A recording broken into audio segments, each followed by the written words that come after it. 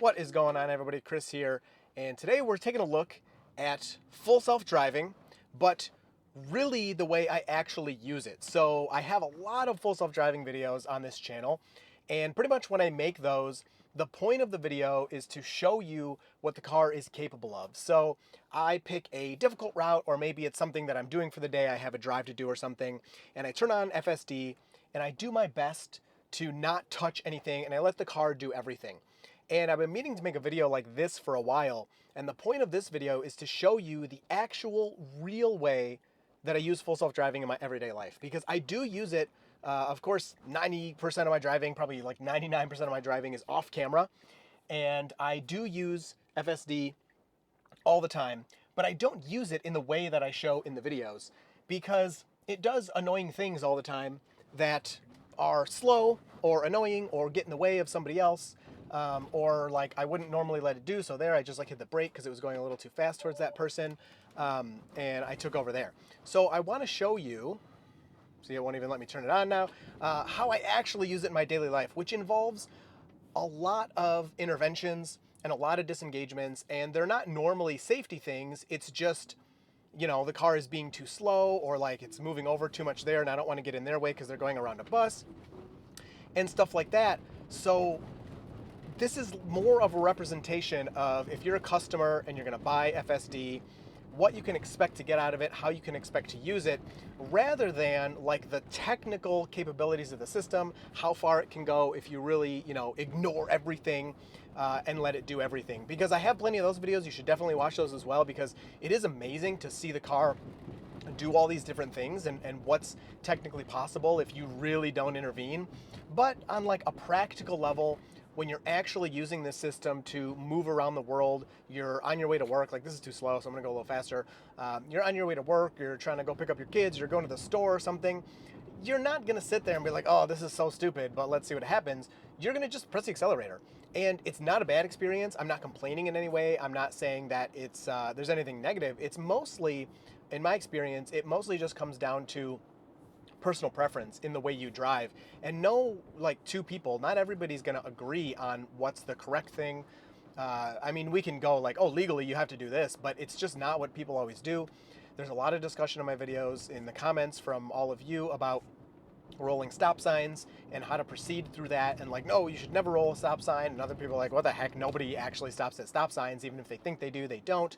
And there's just a lot of nuance to driving. So even though you have two human drivers that safely make it to their destination, point A to point B, they may do it in dramatically different ways, that it's not technically wrong for them to, make the decisions they're making. It's just different. And person A might not be comfortable with what person B is doing, and vice versa. Person B might not be comfortable with what person A is doing. So I've kind of found that the way you interact with the car and how it, you let it make its decisions and stuff. So like getting over here was a little slow and weird, but nobody was behind me, so I just let it happen. That's what I would normally do. It just more comes down to how you feel about, the way the car is doing things and stuff like that. So like, oh, okay, I thought we were supposed to go straight there. So that actually will happen to me a lot in real life, where things I'm not familiar with, so I don't ever come in here, so I don't know what it's doing. The car will make a decision, and I initially am kind of like, oh, that's weird, and then it actually does the right thing, especially when I'm in familiar or places I'm unfamiliar with. So like, this is too fast, so yeah, we'll go down to 15, which the car actually made that change at the same time as me. I'll be in places I'm unfamiliar with, and the vehicle, the Tesla full self-driving, will make decisions that I would have gotten wrong. Of course, sometimes it does the wrong thing and I have to fix it and do the right thing. But it happens, more than you would think. So let me put in another destination here. I'll probably be, cutting this up a bit because, again, it's not to show every little tidbit. It's to kind of show how I actually use the system. And that drive was really good. So I didn't really need to do much on that drive.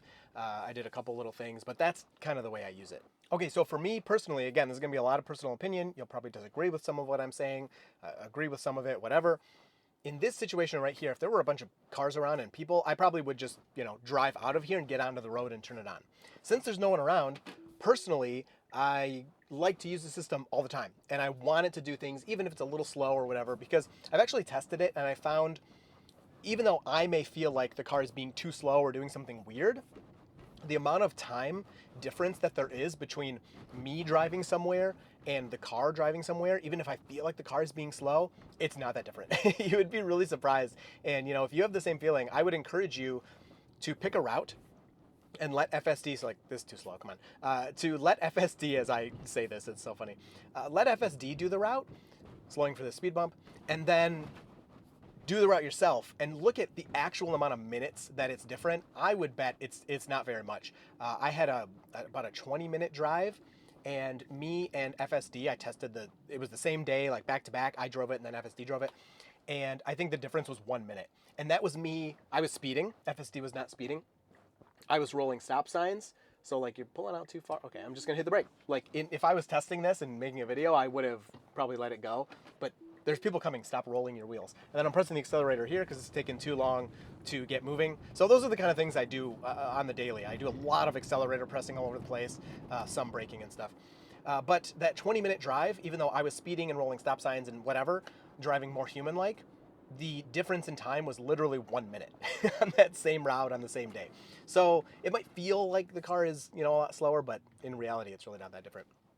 So here we have a cyclist. I'm just going to tap the brake because I don't want the car to be moving towards them. I'm sure, again, if I was testing it and pushing it, the car would stop for them, as it normally does, as I've shown in tons of different videos. But I have no reason to kind of let the car roll its wheels towards that person. And then here I press the accelerator because that person was coming through the roundabout. And we definitely had time, but the car just gets a little slow.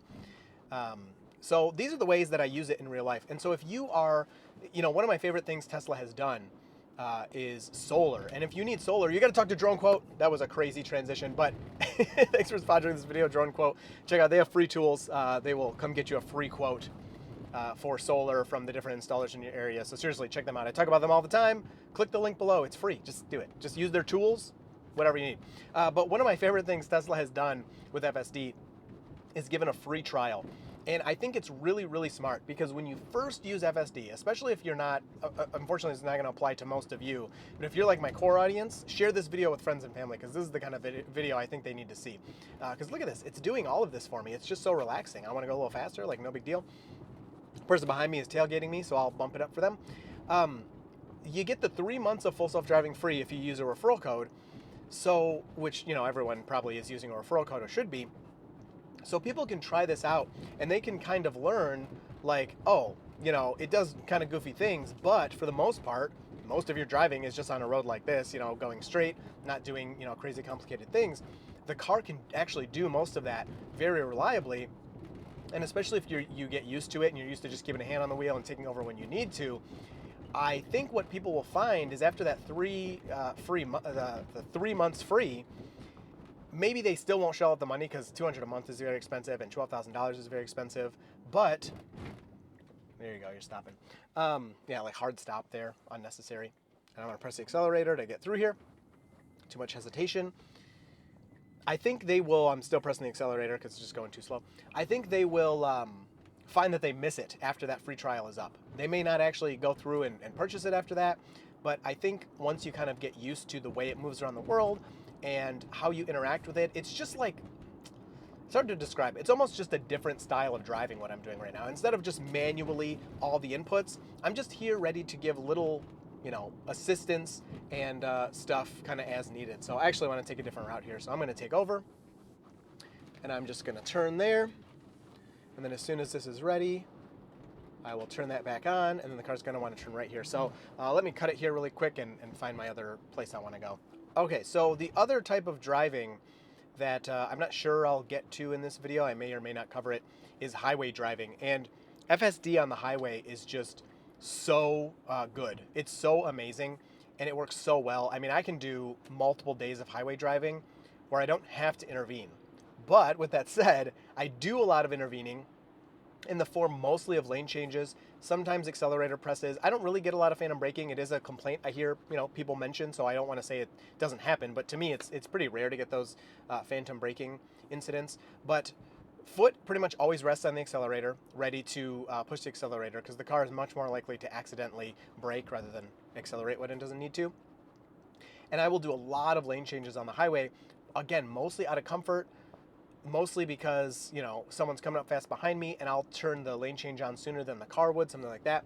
You have the you have these different settings: chill, average, assertive, and those will mostly have to do with your following distance and amount of lane changes. So chill, you'll have the biggest following distance; assertive, you'll have the closest following distance; and then chill, you'll have the least amount of lane changes; assertive, you'll have the most amount of lane changes.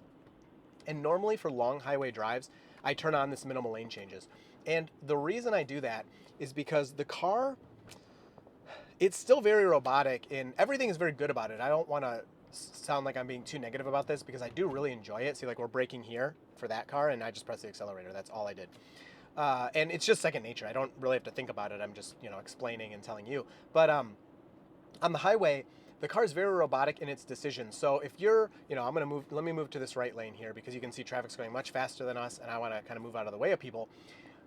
If the person, say I'm set to 35 and the person in front of me is going 34, the car is going to detect that from really far away. It's very accurate in detecting cars ahead of you that are going slower than you, and it's going to change lanes to pass slower traffic, which technically is correct. It's the right thing to do. But when you're on the highway, so the speed limit here is 35. I don't know why this guy almost like ran into me. Okay, that's great. You'd make, like, why are they so close to me? What is going on?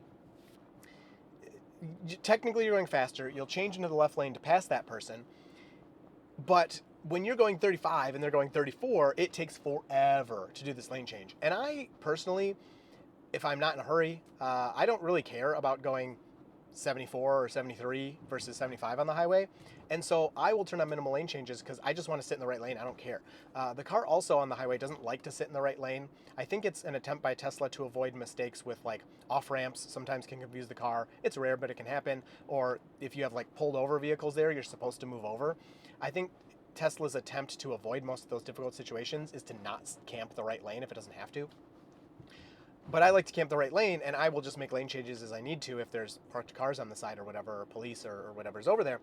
And so changing lanes to follow route is fine.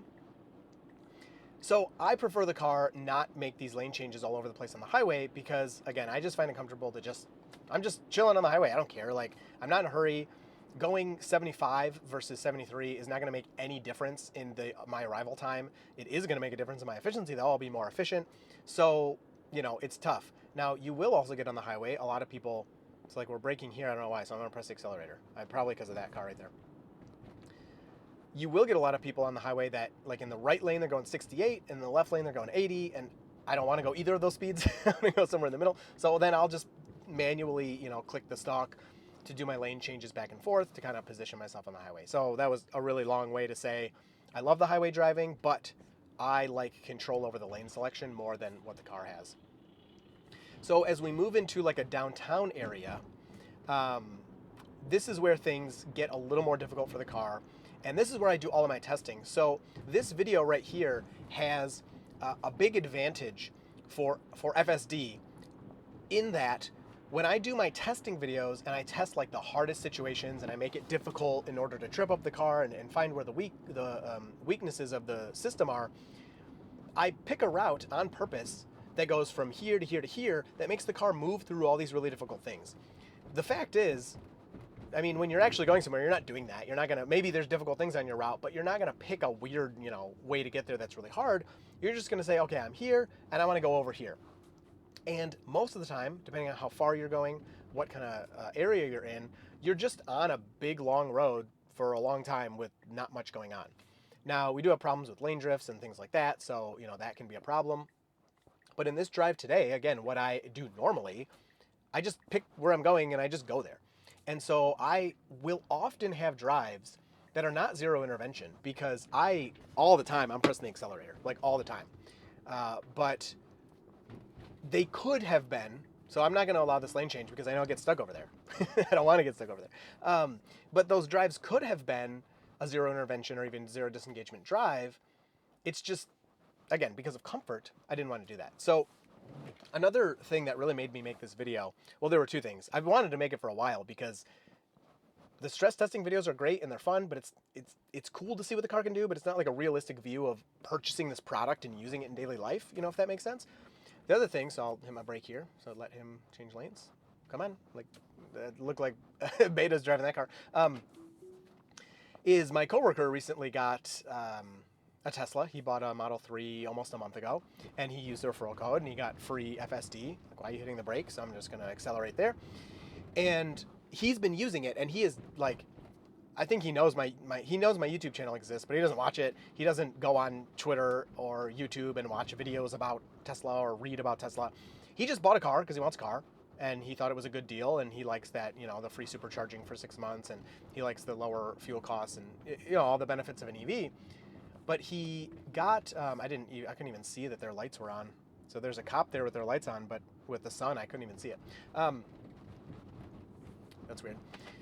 He got FSD for free, and he's been using it, but he doesn't like it. And he's using it like as an experiment. He just kind of like thinks it's interesting to play around with. But for the most part, he talks about how it accelerates too hard, or it brakes too late, or it will like swerve lanes. And I've even been in the car with him when it's done weird stuff like that. And he's like, it's neat. He's like, I think it's a cool thing, but I don't really use it outside of like playing with it to kind of, see what it can do. So from like a customer perspective, a normal person, non-nerd perspective, it's a different thing, right? This is a product. People are, why are you braking here? So again, I'm just have my foot on the accelerator because it's trying to brake. If I let off, okay, you're done braking. Lots of accelerator presses with beta when I'm not stress testing it. So from a customer perspective, buying a product, it's a different thought than how like I think about it. I'm just going to talk about myself here in the terms of like the technology evolving, the potential over X amount of years of what it could look like in 2 years or 3 years. Most people are not gonna spend 12 grand on a product and be like, this is gonna be amazing in 2 years. They're gonna be like, I'm spending 12 grand. This better cook me breakfast right now, every single day. So it's just a different thought. Okay, here's a left turn that the car always messes up, and so I'm not gonna let it mess it up. I'm just gonna I'll see how far it can go, and then, yeah, let me skip the red light. All right, so I swear I didn't like purposefully put this left turn here. I just picked a random spot. So like this is already going way too fast, so I'm just gonna tap the brake. I mean, it's as simple as that. And then I'm just gonna complete this left because there's a small gap, and I know that FSD is gonna do this thing with the wheel, and I don't want to deal with it. So, and then here, okay, this is another great example. So here's a detour. In my videos, I would wait till it like almost went through the detour, but I know that it's gonna do that wrong. So I'm just gonna turn left. I mean, it might seem a little boring, but I think it's important to put out that in daily life, FSD is not this crazy thing that's flying all over the roads. It's something that personally I find a lot of value in. I love using it daily. I have very long drives and over great distances, or even maybe shorter distances, but it just takes a long time to do them. And this is an extra layer of, it's kind of like a backup. Like it does most of my driving, so it takes that fatigue out. It will maybe spot things that I don't, which happens sometimes with cyclists coming up from behind. I've had the car where I'm like right here, and then the car will, let me just show you, the car will do this. And I'm like, what the heck is going on? And there's a cyclist coming up behind me that I couldn't see because I just wasn't looking in that mirror at the time. And the car moved over to let that cyclist pass me and then move back over. And like stuff like that, oh, it's just so cool. And I love it. But on the daily like this, like, why are you taking so long to take this right turn? Just go. Like, I'm just gonna go. So I would either take over as I just did and go through the turn, or I would press the accelerator. Now the problem, I know I'm kind of all over the place, but the problem with pressing the accelerator through turns like that is the car will, so I'll press the accelerator again because you stopped, let's go. The car will make a really wide turn when you accelerate through a turn, so sometimes it's easier to just take over. Let me get one more destination in here. All right, so this next spot is literally where I need to go. And so while driving normally, I do sometimes keep this graphic up. Are you serious? That's the light? Oh my gosh. So this is a light I would not let FSD do. I'm just gonna drive through it. So let me just skip it. All right, so we got the green. I'm immediately pushing the accelerator. And these pedestrians start, so I'm still pushing. Because they're like walking into the road, but it's not their turn to go. And that's gonna confuse the car. So now I'm letting it drive itself. But when I'm driving myself, not recording a video, I will sometimes bring up this full screen visual, but I find that most of the time I more like to see the map because like this is the real information. Wow, this is gonna be busy. This is like the map is the actual information I need the most, in that if there's like a surprise detour coming up or something. So like this morning, for example, on my way to work, I didn't realize the car was going to get off the highway at a spot it normally doesn't because, I don't know, there was traffic up ahead or whatever. And it changed lanes in a way that I didn't expect. And so the first thing I usually do if it tries to do that is I say, no, don't change lanes. But I've screwed myself up because the reason it's changing lanes is to take an alternate route to save time. And I glance over the map and I see, whoa, we're getting off, in a half mile. That's why it's changing lanes here. So I really need that map data to be there. And what I would prefer personally is I do love this visual, but something like this, which we used to have in the past, is 2/3 visual and 1/3 map, or even 1/4 map or something. Of course, all the info would actually be there that you need to see, but have the nice visual and then have all the map data. Because to the human, like, yeah, this is very cool, and I like to look at it, and especially for videos, look how far back you can see. This is very important for videos and all of that. But, the car's not actually self-driving yet. Okay, calm down. It's a red light. Don't go. The car is not actually self-driving yet, so, I need, like, map data. But if it's a standard route that I don't need to know where I'm going, I don't need to, like, look at a map, I could drive it, just by memory, then that's when I will, more keep this up. So I do actually use that. So this person's not going. Somebody else honked. Honking isn't big in Michigan. I don't honk so much. But I think you kind of get the point. So I'm pushing the accelerator here. Look at the map. See where it wants to stop? It keeps showing that it wants to stop really close. And then now it's not. So from my side, to kind of crunch this all into one spot where you can kind of get all the info, I guess, I do, as I always say, use FSD for like 99% of my driving. It really does almost all of my driving. Throughout that 99%, there's that 1% or 2% of driving that I do. There's lots of accelerator presses when the car is either going too slow through an intersection or stopping when it doesn't need to, or slowing when it doesn't need to. There's a decent amount of turn signals because the car turns the turn signal on way too late. Turn signals should come on before you change your behavior, and the car will slow down from 50 down to like 35 miles per hour and then turn the turn signal on. It's the stupidest thing. So I'll do a lot of turn signals to show the people around me that I'm about to slow down. I will do some steering. I find steering, for the most part, I don't really need to do outside of the big mistakes like the lane drifts and things like that. And then I guess the other one, today the wipers are behaving because it's sunny. So I'm pressing the accelerator right now, so that will move over and get out of the way of people that want to get in that left turn lane. And accelerator here because it just tried to brake even though the person wasn't in our way anymore. Hopefully you could kind of see that through the video, although I know it's hard to see that stuff through video. And like this is, you're getting too slow. So there, we stop. So I'm waiting for that person over there. They were here before us, but okay, we'll go. And it's braking again because of this truck, so I'm pressing the accelerator again. Lots of accelerator presses. Wipers I will also always adjust, mostly now because they're kind of broken for whatever. The software part of them is broken. But, okay, go. Pressing the accelerator. We already stopped. Because look at that person, they never stopped. That blue car, they did not stop. They were going all the way through that stop sign. So I have to, like, do my thing or people are going to get confused and it's going to get crazy. Mostly because the wipers are broken, so I have the sexy button right here. And this, even if autopilot is on, when you normally are not allowed to turn the wipers off, pressing this button for me will turn them off, so I'll use that all the time. Or I'll adjust the speed. I find the wipers right now are just not working that well. Even accelerator press. Even when it is raining, they like won't turn on when they're supposed to. And so I'll just press this button and adjust it on the screen as I need to. So yeah, I do a lot of little, it's almost more like managing something on autopilot, which is, I don't know, that's the way it is. Like, this thing is doing most of it, but I'm here kind of overseeing it, almost like I'm the redundancy. Like, go, why aren't you going? It's a green light. So I press the accelerator. So anyway, I hope all of that makes sense. I hope you enjoyed this video and you can share it with people you like. Talk to you down in the comments, and you'll see me in the next one.